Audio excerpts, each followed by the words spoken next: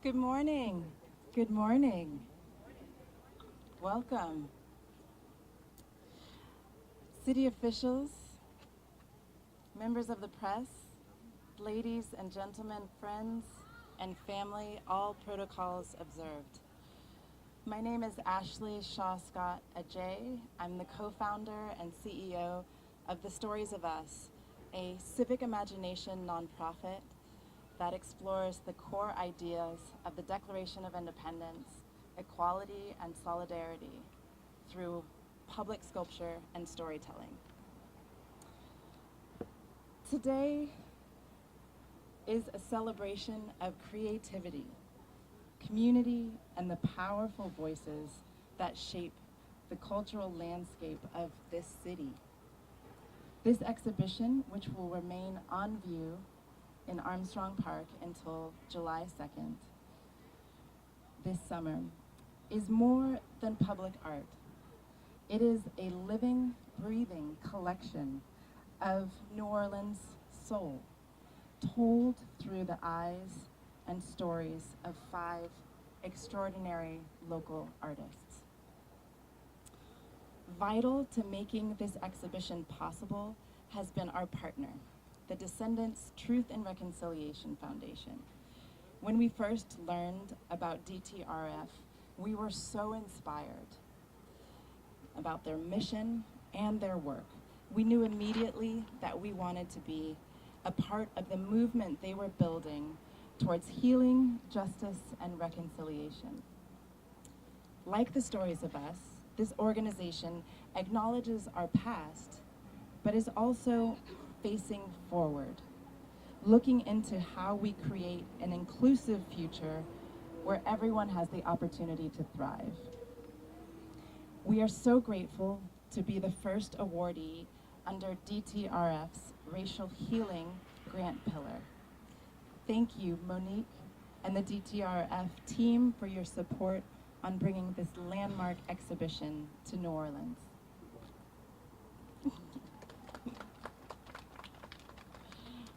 Over the past 6 months, I have had the honor of getting to know 5 phenomenal artists, and they have taught me so much about New Orleans. Monnique reminded me the power of an outstretched hand. Annie taught me about an extraordinary ancestor named Coin Coin, who created a safe haven for her people. Ayo shared the story of the legendary Big Chief Tootie and his magnificent suits. Tennille carried me through a continuum of Black women who have held our country accountable and fought for civil rights for everyone. Ashley amplified the complex stories of pain and joy of the descendants of Jesuit enslavement who are part of DTRF's extensive community. Artists, we are honored that you have chosen the Stories of Us to share your stories. Thank you. Each sculpture explores a facet of the American experience, how its foundation was laid, the promises that have been kept or contested, and how its future is being imagined through acts of creativity, resistance, and our shared purpose. The Stories of Us is not just a look back, it's a cultural blueprint for where we go next. And artists so often help us ask the question, who are we? They hold a mirror up to society, but artists can't do it alone. We need the guardians who support the artists. And it is my honor to introduce the gentleman who leads this effort in New Orleans, Frederick Delahousse, Deputy Director in the Mayor's Office of the Cultural Economy. Thank you, Ashley. Right.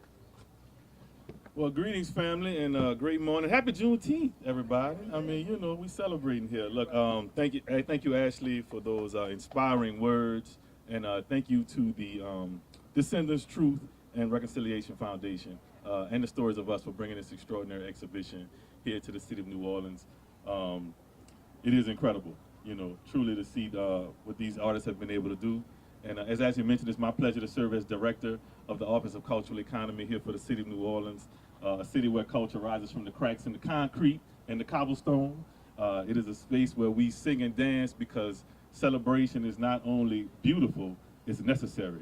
And it's every bit of who we are as New Orleanians and as culture bearers. Our office is dedicated every day to uplifting artists, to uplifting culture bearers and creatives. Creativity is deep within our DNA here in the city of New Orleans. And each and every day we try to do it with a little conviction and a lot of love to uplift these artists and creatives. So we stand side by side with them to try to make sure that New Orleans continues to be New Orleans, right? And that culture continues to be what brings us to this city and what makes us who we are. You know, New Orleans is a city that's older than the United States. There's a complicated history that its owners is owned to, you know, the first enslaved folks came here in 1719. We have the largest slave auction site just a few blocks from where we stand. We are home to the Black Codes and the Freedom Rides and the Freedom House. There's so much history here. Homer Plessy and the Citizen Committee started the Civil Rights Movement in the 1890s here in the city of New Orleans, you know, all the way back. And of course, I also got to mention those 4 young black girls who desegregated the schools here. You know, Miss Leona Tate, Miss Gail Etienne, Miss Tessie Prevost, and Miss Ruby Bridges, who you know, those kind of giants walk among us here in the city of New Orleans. So we always got to mention those folks when we talk about history, when we talk about culture, and we talk about this day, you know, this day of Juneteenth. I also got to talk about this neighborhood, Treme. This is the oldest African-American neighborhood in the United States. And of course, this space behind me, right, this holiest of grounds, Congo Square, the only place where our folks were able to gather, speak their languages, barter their wares, of course, sing, dance, and drum, right? So how fitting that these 7-foot, 6-foot drums will find their way to this space, will find their way to Congo Square and Armstrong Park, find their way to this space where ancestral hands guided our steps, find their way to a space where music is still so important, where every form of American music can find its origins here. I mean, this space is such a befitting place for these drums to be honored, and we give thanks to the stories of us for doing that. I can't say enough about these artists and creators in this city and how they continue to just make us have these powerful conversations about celebration, about freedom, about bringing us together and bringing our entire community together to talk about what it means in the ongoing struggle for equality in this country. Artists and poets and creatives, they give voice to the voiceless. And our city is one that balances the brutal and the beautiful, and I think that truly is the story of us, right? So I want to thank again each and every soul that had a hand in putting this day together, for the mamas that made you, to the chefs that feed you, you know what I'm saying, to everybody who had a moment in making you who you are. I give thanks for all of them. May they find comfort in this accomplishment today. May you find blessings in what you've done today. And I also got to mention real quick that we got a NOLA Juneteenth Festival happening later on. So shout out to Sister Shaddai Livingston and all the work that she's doing behind us. And now it's my pleasure to invite Miss Cherilyn Branch, descendant of Jesuit slaveholding, to come up and share her thoughts on this phenomenal exhibit, this work, and what this day may mean to all of us. So thank y'all so much for coming, and come on, Miss Cherilyn, and give us some words. Of course.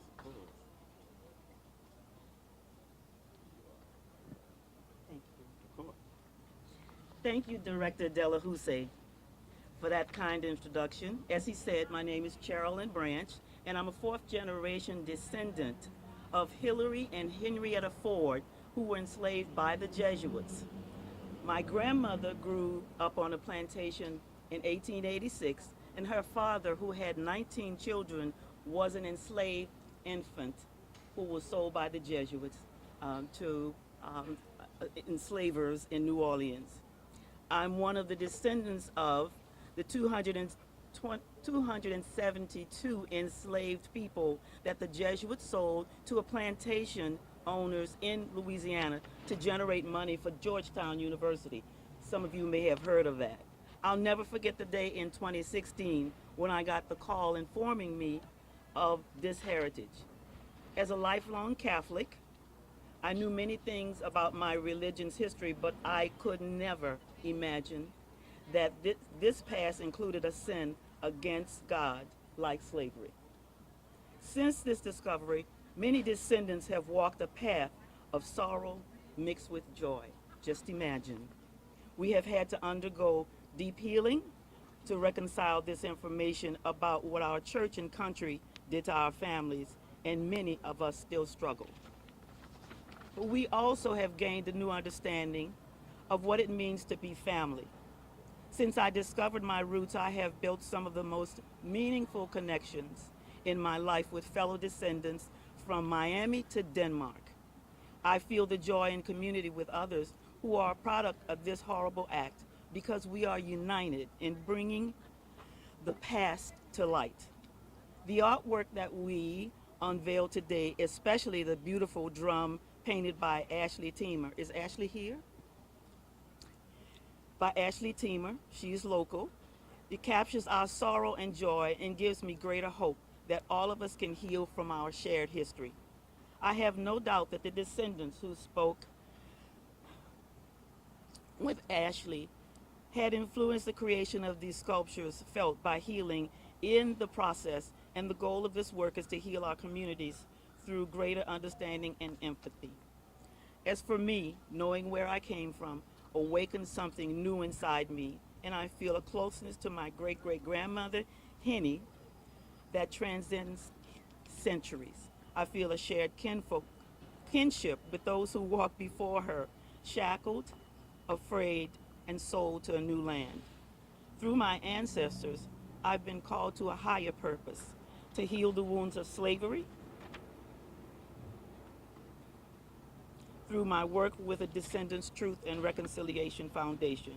And it's in Henny's honor that I am here today. It's an honor of the generation of young descendants, like 13-year-old Sydney, who joins us, that I stand here today, and I believe interacting with this powerful art today will inspire many more to stand with them as we work toward a future of unity. Thank you to all of you, and I wish you all a happy Juneteenth. Thank you.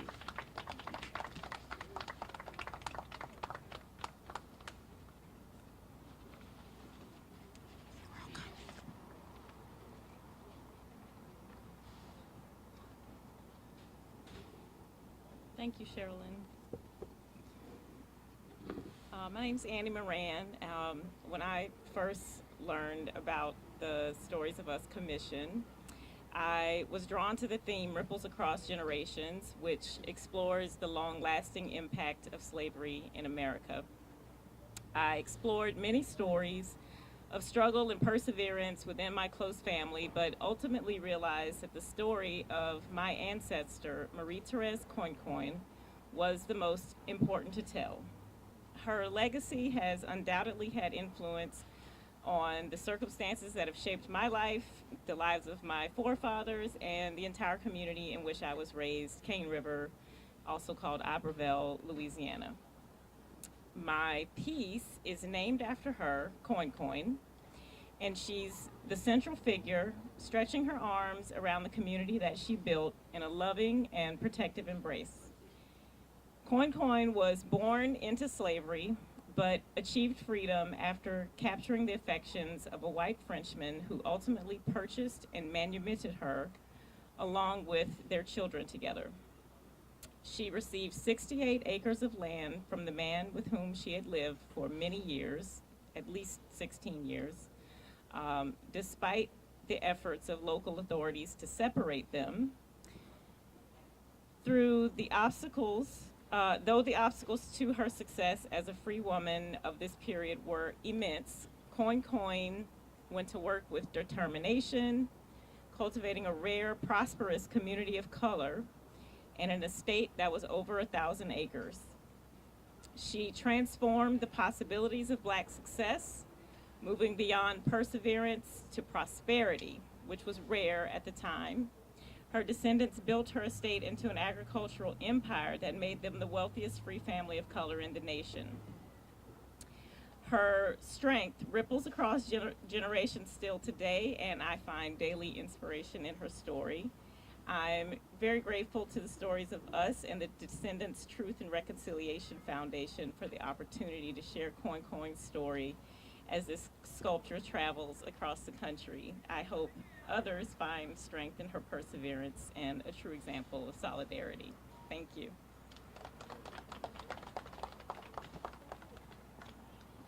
Thank you, Annie. Well, happy Jubilee Day, everyone. Happy Juneteenth. Come on now. Yes. Today is a day of certainly jubilee and joyful noise. And I'm excited to stand on this sacred, rich soil and this day that means so much to all of us and to this country. My name is Monnique Lorden, and I am an artist and author born right here in New Orleans, Louisiana. My piece is titled Carry Us Home. And before I go into details of that piece and who inspired me, I'd like to tell you that my art serves as a mic and a mirror. And what that means is, if it's a mirror, I hope that you all see yourselves in it, that you can see your ancestors, those who came before us, but it's almost like a viewpoint into the future as well. And then a mic. I pray that it amplifies, that it gives you an added bonus to your voice, that you can hear the ripples of what you're saying and you see it go across lands that you haven't even touched. So prayerfully, when you see my piece later, it serves as a mic and a mirror. Carry Us Home is depicted as hands. Everybody look at their hands. Take a good look at them. Look at the details, look at the lines, look at the connectivity. These hands are the same hands our ancestors used to toil the soil, to pave a way. These hands are your hands that still do the work. And these hands are the hands of the young people that stand around us right now that will continue to do the work. What inspired this piece was my mother. One day I looked at her hands and I looked at mine and I said, oh, these hands look like my mama's hands. And initially I thought, oh, these hands look like my mama's hands. But when it settled in, I thought, how beautiful is that I get to carry her story. And I'm carrying her mother's story, and her mother's, and my grandfather's, and the lineage that came before me. And although I didn't know some of those ancestors, when I look at my hands, I see it. I feel it. I know it's there. So it's a gentle reminder in everyday use, because we use these hands for everything, that the work of those who came before us is still working. Don't feel defeated. It's very, very easy right now in this current day and time to feel defeated, as if nothing is working and nothing is happening. But if I can encourage you just a little bit right now, to look at your hands and remind yourself that the work was done, that we are doing the work, and we will continue to do the work. Because the work is in the hands. The work is in the hands. Thank you, everyone.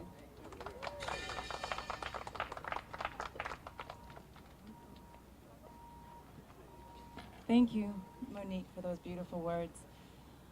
In closing, next year, 2026, marks the 250th anniversary of the Declaration of Independence. And that is a time for us to think about our past, where we've come, where we are today, and where we're going. We have the chance to ask ourselves, what would it look like for our society to fully realize the ideals of equality and solidarity? We believe that stories we tell matter. It helps us to understand our past, present, and our future, and with clarity, they offer us the opportunity to reimagine a future that we can create together. I invite you all to enjoy the sculptures, enjoy these talking drums. You can scan the QR code at the bottom and you can see the artist's statement and learn more about the stories of us. We are so grateful to the City of New Orleans for welcoming us to be here. Happy Juneteenth, everybody, and let's cut this ribbon.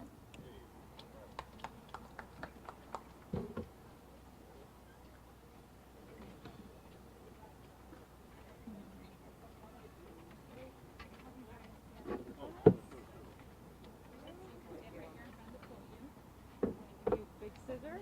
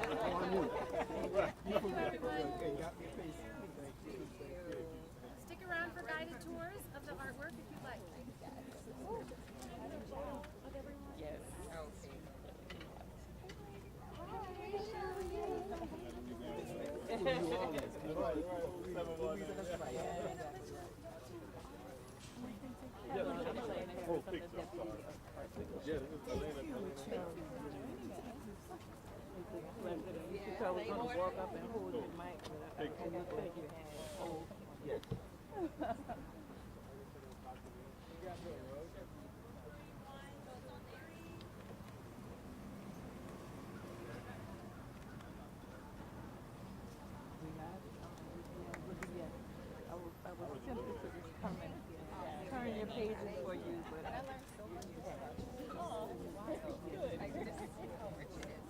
yeah. Okay. Take it easy. I have a quick question for you. I'm Jeff Kent with WGNO. So how many artists participated in the artwork that's here today? 10. So we have 5 New Orleans-based artists. Okay. And then we have 5 artists from the African diaspora who were part of a UN exhibition. Where are the other 5? So this is one. They're No, interspersed. I mean the drums. So they're there's some over yes, there. yes, okay, exactly. not over here. No. Okay, there's nothing good. over here. So I these saw 5 them and walking those 5. in. I Yeah. saw them. I figured that's what Yes, they were. Okay. 10 total. So there are 10 Total drums. drums in this exhibition. 10 drums and 10 different artists. 10 different artists. Okay. Perfect. Great.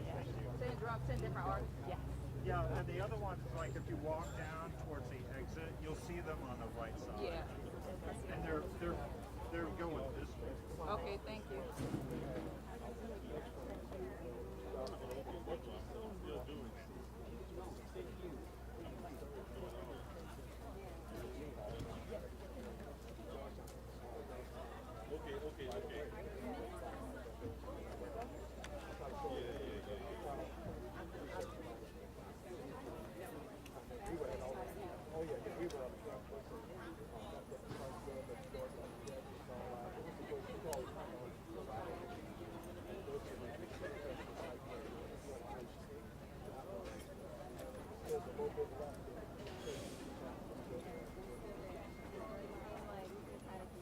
It's in these competitions that they had sold out all the